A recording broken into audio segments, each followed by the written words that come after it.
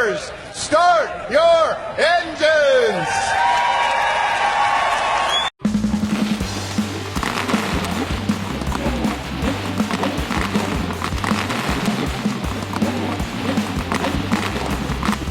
Green.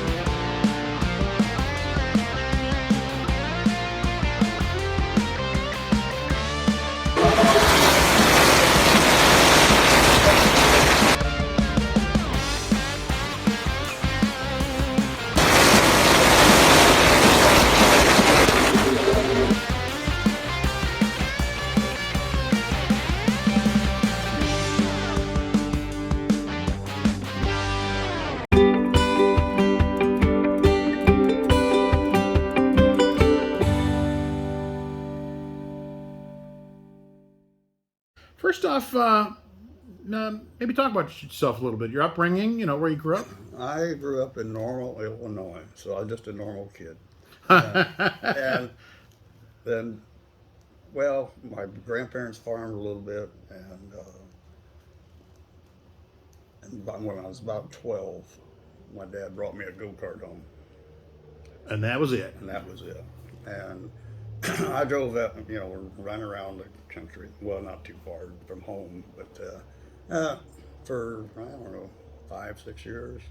And then Uncle Sam said, come here for a while.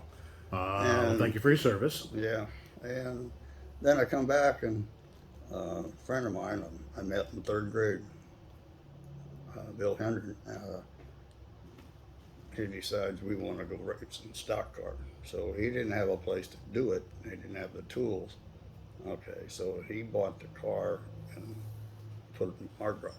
So somebody else spent the money. Perfect. Yeah. But the deal was I had to drive. So. Which I'm sure you were just. Oh, well, that first night was something else. Yeah, talk about that first night. How did that go? Well, nobody hit me. But did you hit anybody? Well, yeah, I'm talking about a body bruise. Because this one guy said, well, all you got to do is we started from a dead stop back then at Fairbury, Illinois. And, the guy says, all you got to do is just put your bumper on the first guy in front of you and just keep pushing. Well, I spun him out. And when they come back in after the race, the guy that told me to push him, he said, good thing you didn't break your nose, so we had to change our tune a little bit. Yeah, the new guy, you don't want to be the guy spinning people out. Yeah.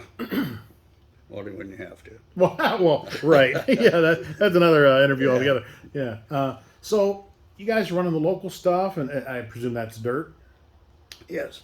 Because a lot of the places that when I saw you run was dirt, but what was the then I assume you guys figured we're going to graduate to pavement, because we have a picture there of that Camaro, and that's dirt right there. Right. Do you know what track that is? It doesn't look familiar to me.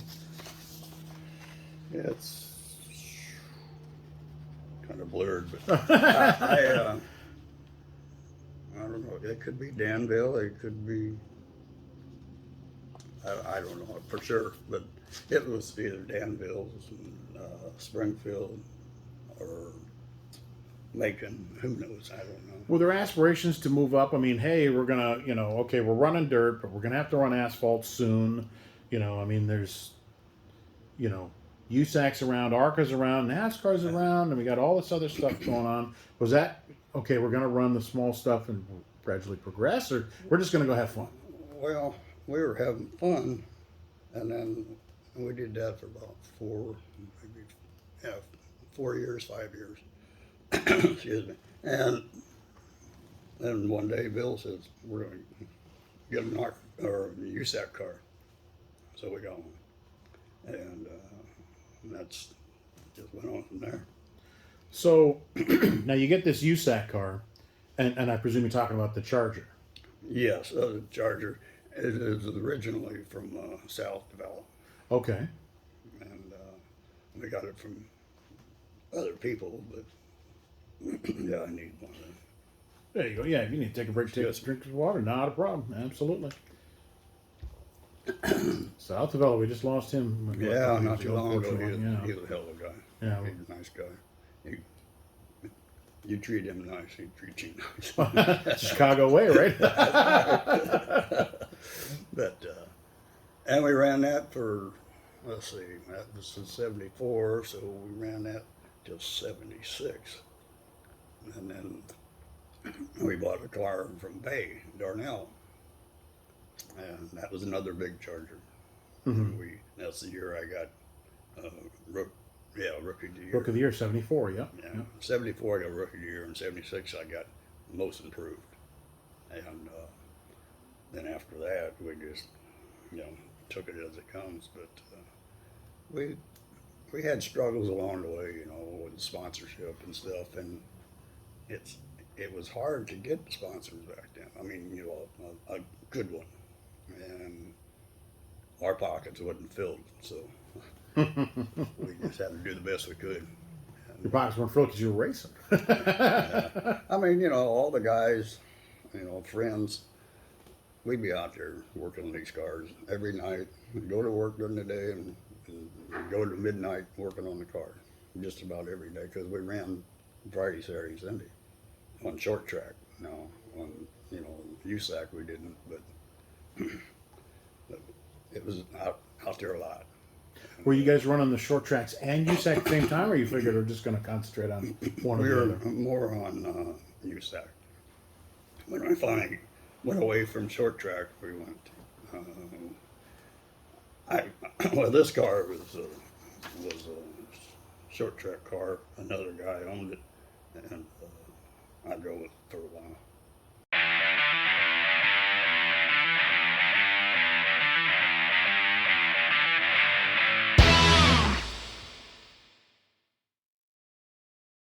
My dad, my brother, and friends, and that's the way we ran. But and everything worked out pretty good, for a lot of years. And so then, and around, I think it was 83, we didn't have any more of the big cars. We didn't have any more of that little car we got from Bay. And we sold that, and I went and got every piece I could find and sold it so we could go to Bob Keselowski to help him build me a frame. Mm-hmm. And then I got a hold of Chrysler, or Larry Rathcap, and he sent me, bodies and parts and all that stuff. A lot of people forget that you were one of the guys in a Mopar product there, late 80s or early 90s. So it's kind of a neat little footnote to history. Yeah. That you were one of the few, but not on the speedways. But No, but the first time out, well, it was the second after we had the car built. We got the chassis and brought it home, and the guys put it together, put the body on it, made the body and all that. Rusty Erlenbush was the head ringer. He was the reason why we ran good. okay, And so he did it all. I mean, he'd be out there every night and every day. But a lot to him, a lot of credit to him. And we all just, did our best. And that, because Bill took a little break in being the owner for a while. And then about 90. yeah, to make some money again, right? Or go find some. Go find some, right? But, and then about 90, 99, well, 98 was my last year I drove, because I ended up with lung problems. And so 98 was the last year I drove, and they got some money, which my unfortunate. Figures, right? Yeah. Right. And timing's everything. so I had to quit.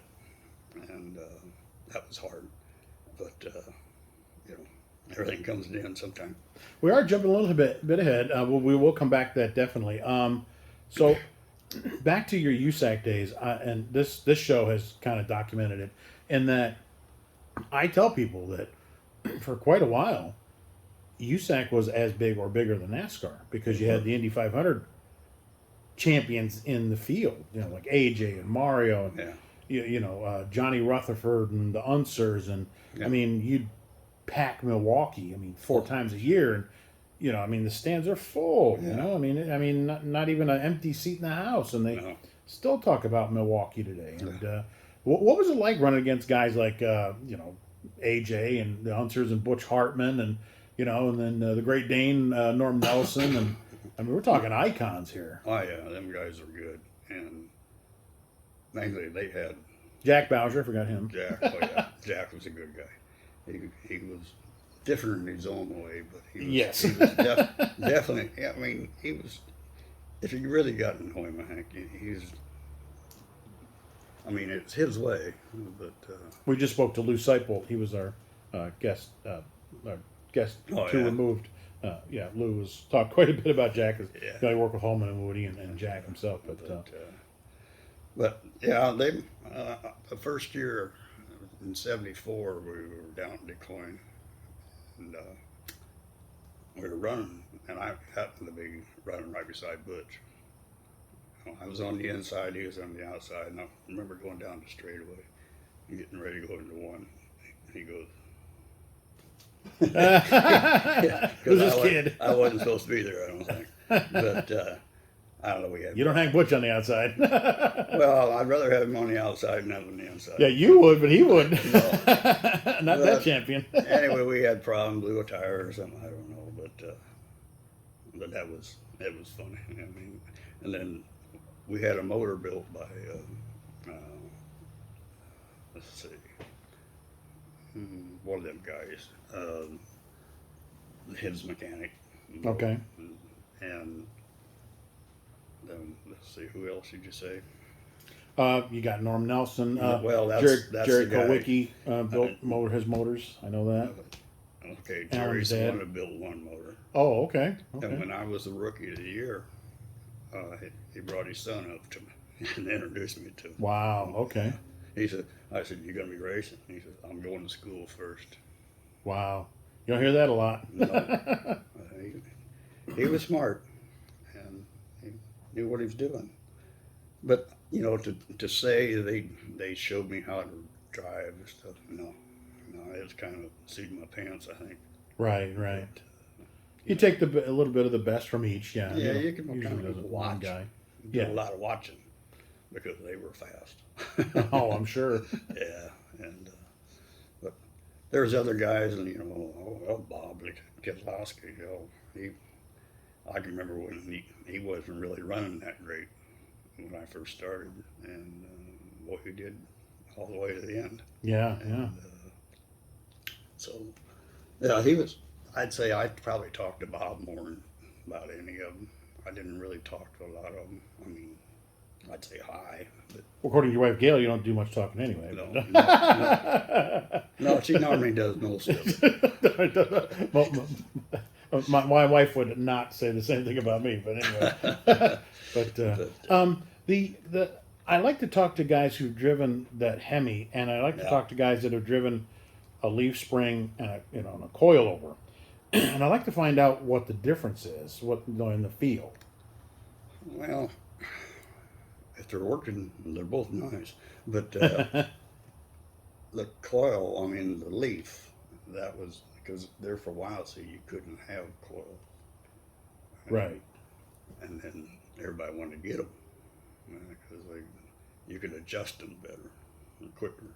And so pull that big leaf out of there. Oh my gosh, I can't imagine. We had a spring, a kit car that was come from Petty's. They said, "Don't lose them rear springs." Well, Kevin Housby took care of that for me.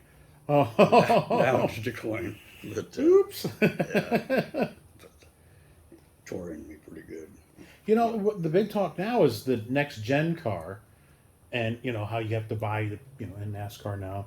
you have to buy your pieces and parts and put it together like a kit car. Well, you guys had kit cars. I mean, isn't it funny how everything comes full circle, Yeah, yeah. I don't understand anything about them new cars. I